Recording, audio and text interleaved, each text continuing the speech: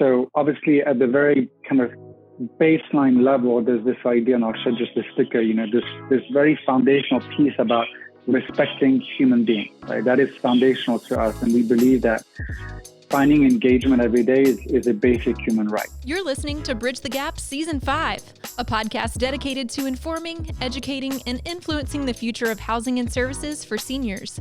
This season is powered by sponsors AccuShield, Inquire, One Day, LTC REIT, It's Never Too Late, Meridian Capital, Solinity, and the Bridge Group Construction. Welcome to Bridge the Gap podcast, the senior living podcast with Josh and Lucas. We want to welcome a great friend of ours, Charles from Linked Senior and Old People Are Cool. Welcome back to the program. Thanks, Lucas and Josh.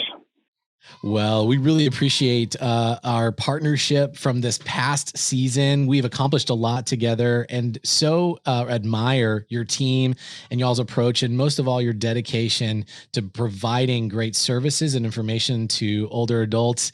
There is a very specific topic we're going to dive into, a new term. I can't lie. Charles brought it to our attention, social prescription. We're going to be talking about the meaning behind that and the reasons why it's important. Charles, can you unpack this new verbiage for us? Yeah, thanks for asking the question, because the concept of social prescription is something that's been existing for a while, but it's essentially the idea that when we live, it's rooted in this concept of like the social determinants of health, which is the idea that everything related to psychosocial elements, like the non-medical piece, is basically as important and actually many times more important than what a medical typical intervention can offer.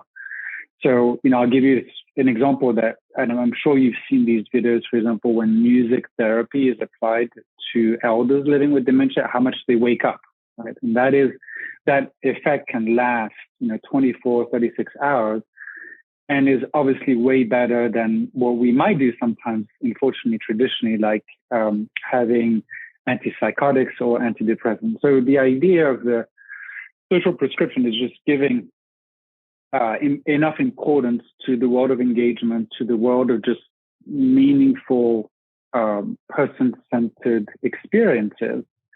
And in the end, it's just simply about respecting who we serve, right? Our elders. Well, Charles, I'm not going to lie. I had to Google the term. I know you said it had been around a while, but you always challenge me. And that's one of the many reasons why I love getting to spend time with you through all these years that we've gotten to know each other. But it seems like this idea, as you have described it, the social prescription concept, you've been living by this for as long as I know you. So now that you've unpacked that a little bit, I'm like, well, this is who he is. This is who his company is. Things like Old People Are Cool, Linked Senior, Activity Strong, which I don't even think we mentioned yet, but that's been such an awesome piece of content that you guys and a group that you guys have built for our industry. But talk to us a little bit and frame that and how it has shaped what you are doing now through not only your companies, but your passion projects. Yeah, thanks, Josh. Obviously things mature over time, right? I started Linked Senior, I think 15 years ago. I had no idea about the industry, had no idea about healthcare. And, I was this little French person coming to the US, kind of believing in the American dream. But what I did see, at the time, and I still see, unfortunately, too much, is how much potential there is to improve the lives of elders in senior living. And how does that all tie together? I think that in the end, it's simple. When you look at the data, pre-COVID, we know that residents were getting only 11 minutes of engagement a day in the typical nursing home setting, and in assisted living, only 20 minutes a day. So obviously when COVID comes, and then when we have this huge staffing pressure, we know places that unfortunately kind of tell us that they haven't engaged even 50% of their population. So what does that mean? It means that obviously these elders, unfortunately, are living kind of a life that I wouldn't wish even my worst enemies. Like, I mean, I couldn't go a day through not finding purpose. And I'm very lucky that I find purpose every day. But when you live at a certain age with a certain degree of cognitive impairment, you need collaboration with a care partner, like your family, or when you live in senior living, like team members. So all of that to say that I've always been driven by the idea of improving the life of elders, because I've been lucky to have close people in my family that are elder, and I've never been scared of old people.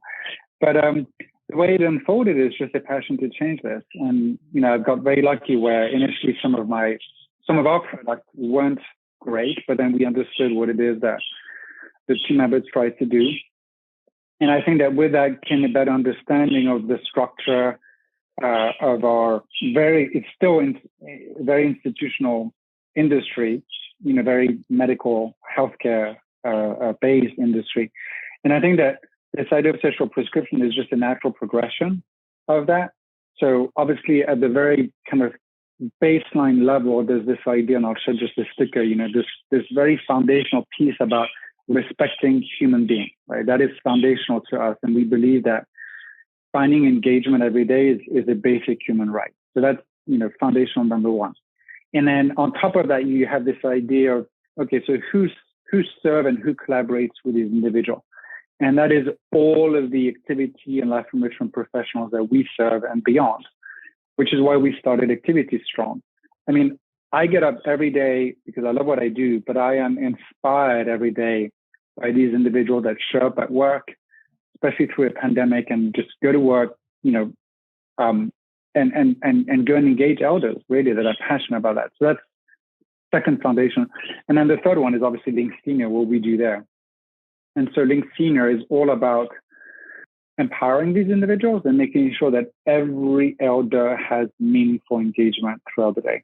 So now when you look at the future, there's no question that the future will entail some aspect of this idea of social prescription where like the non-medical piece is respected enough as the medical piece.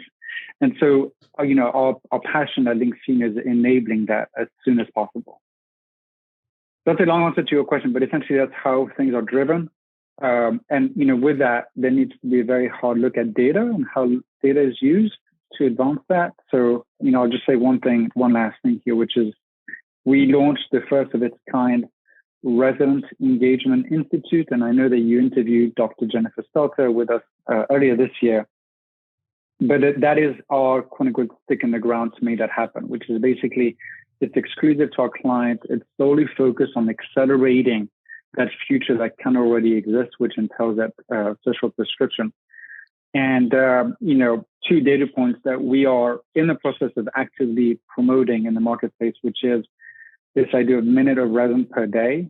We believe that there should be a minute per resident per day measure somewhere, somehow. And we're going to start by saying 35 minutes per resident a day, right? We think it's in that range. Let us be wrong. Let it be slightly more, slightly less, but there needs to be some kind of measurement. So that's measurement number one. And the second one is this idea of how much of your population are you engaging? And we believe that any operator today should say, with confidence, we've engaged 85% of our residents. Yesterday, I talked to somebody who just said, we're engaging 15%. I can't live with that every day. That needs to change. So that's what our passion is about. Wow. Okay. So I have a million things going on in my brain right here, and I was trying to just bite my tongue and not interrupt you because so many questions. So first of all, is the measure. Personally, I was shocked to hear that 11-minute, and I think you said it was 20 or 21-minute threshold for Correct. Skilled nursing being the 11, the higher number being senior living. But in my mind, that's so shocking because you didn't say per hour, you said per day. And, that when I hear that number, I just think, oh my gosh, if I wasn't, me personally in my day, was not socially engaged or socially prescribed, so to speak. To more than that, how different would my life look right now? What would my emotional and physical state, just in the life I'm living right now? So that is very shocking to me. The next thing that I go to my main is my mind wants to know visually some image of how this looks. I want something tangible. So in the crystal ball, and maybe it's not even that much of a crystal ball, you're so cutting edge with what you guys are doing there. You may already have this formalized for us or have seen it in other places that you can share your experiences. But when I start thinking about the context of your average senior living community, and for the most part, while we have different levels of clinical teams that are in the communities, broadly speaking, senior living communities typically aren't licensed to provide much health care services. They can do activities of daily living, but they're coordinating, a word I use, coordinating a lot of care into the community from clinicians, doctors, and so forth. Mm-hmm. When I see prescriptions, things prescribed like therapies, whether that be physical, occupational, speech, if I see pharmaceutical therapies, you name it, anything that is prescribed by typically a physician of some level, is that what is it going to be to that level where a physician is going to be prescribing this to individuals and the community needs to develop a plan for that? Or have I taken that too far? No, it's very much in line. It's very much in line. In Europe, we have models where a doctor feels comfortable can and actually does prescribe, for example, walks in the forest or membership to the gym, for example, to help people treated with depression, right? And it kind of makes sense. I mean, it seems natural when you think about it, but these are the models that we need to enable. Here in the US, when for example, for diabetes 2, there is a company in Baltimore called WellDoc that has an app, like an iPhone app, that's been proven to be more effective to manage your lifestyle positively than a physical pill, like a medication to help you manage diabetes 2. So what that means, and that's been going on for now 3 years, or actually, that a doctor can actually write you a prescription saying, hey, go and buy this app, right? And the good thing for the doctor is not only do they feel better because they know that the app works, but it also shows adherence, right? Because there's reporting within the app that shows that the person has been doing these lifestyle recommendations. So to answer your question, definitely. And then also, the last thing I'll say is that this is happening right now. Last year, I know, for example, in Wisconsin, a doctor had put an order for a program called Music and Memory. I don't know if you're familiar with Music and Memory, but it's a music therapy-based program. So that definitely is happening right now. And what you said is one of the functions that will happen. Yeah. So you have launched over the last couple of years an initiative, I guess would be the way I would refer to it, that brings the activity professionals, life enrichment directors, that group of people across the industry together like nothing I've seen. I know there's been a lot of people trying to do that, but you've been very successful through Activity Strong. You have those series that happen every month. You now have an executive series that's been going for the last year. So it's not just life engagement, life enrichment, and activities for the actual activity professionals, but for the C-suite, thought leadership on that as well. Do you see in the era, in this world of social prescription that is emerging, is the activity professional, will that person be the key to social prescription being kind of lived out, fleshed out, carried out? Or is this more of a team approach or another individual on a senior living's team? No, it's totally that profession. It's totally this individual. We've always believed in this concept of the chief engagement officer, right? I remember on the last episode, I quoted, Holly Kemp. And she's always said, why don't we have somebody at a corporate level that is responsible of engagement? And we don't, like most operators don't. And I think that the correct way of thinking about it is that that individual essentially is a CEO, as in a chief engagement officer. We need a CEO in every organization. And, the best way to think about what needs to happen is we, on one of our webinars, we had the chief operating officer of Kendall, Marvell Adams. And, he tells a story, which I think is a great representation. If you walk into a community today and then you have a med tech, doing the rounds and providing medication, most of us, and that probably includes me too often, will go, oh, that's important work. Can't distract that person. Right? I need something, right? Now I turn to the corner and there's an activity director doing kind of her or his work, which is doing a group program. Most of us, unfortunately, are going to think, oh, that person, the work isn't that important. I can interrupt. But the deal is both people are doing the same. The work is as important, right? They're both delivering something extremely important. And so Marvell's case was that engagement is medicine, right? Engagement is as important as medicine. And I think that part of when you start to see these shifts, then what happens is that you have a truly what's called a interdisciplinary team approach, which is what we all need, especially when we have staffing crises like today. And so that driver is the driver of the organization to create community of choice. And then that is when that's good for business, right? Because we know today that existing family members and prospective family members, the one thing they ask me the most for is social engagement, right? Is person-centered programming. So people are now realizing that that function is actually what is probably going to drive the biggest amount of business for them in 2022 and beyond.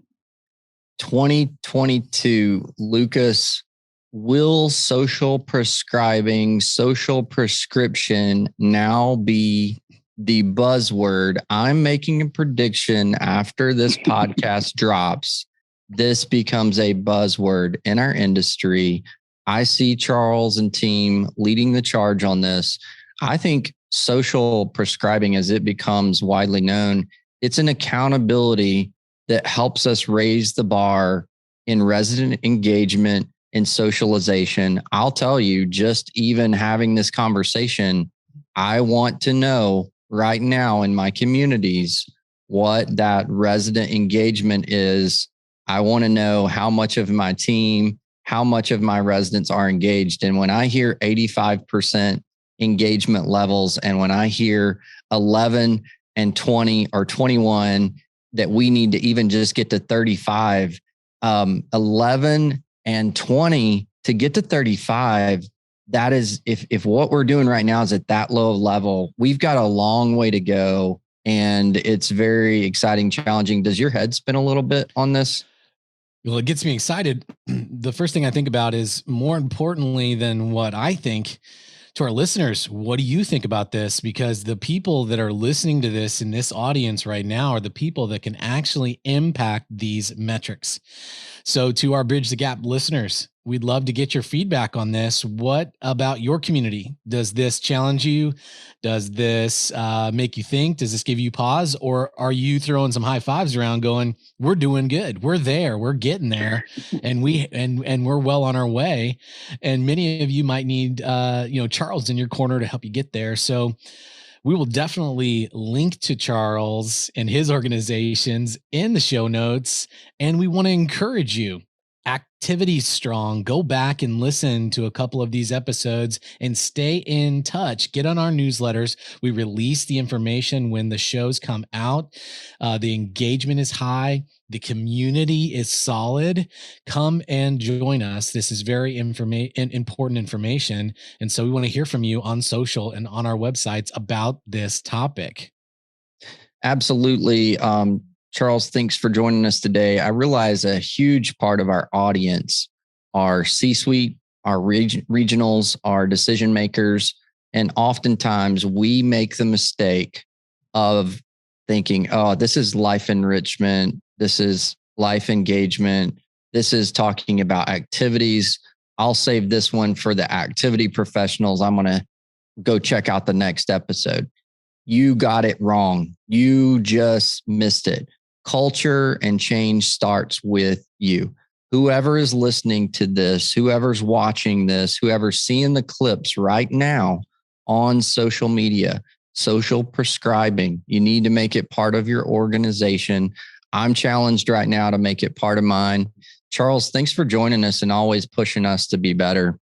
Anytime, Josh and Lucas. Thanks for having me. Great to see you, Charles. Josh, good to see you as well. And to all of our listeners, thanks for listening to another great episode of Bridge the Gap. Thanks for listening to Bridge the Gap podcast with Josh and Lucas. Connect with the BTG Network team and use your voice to influence the industry by connecting with us at btgvoice.com.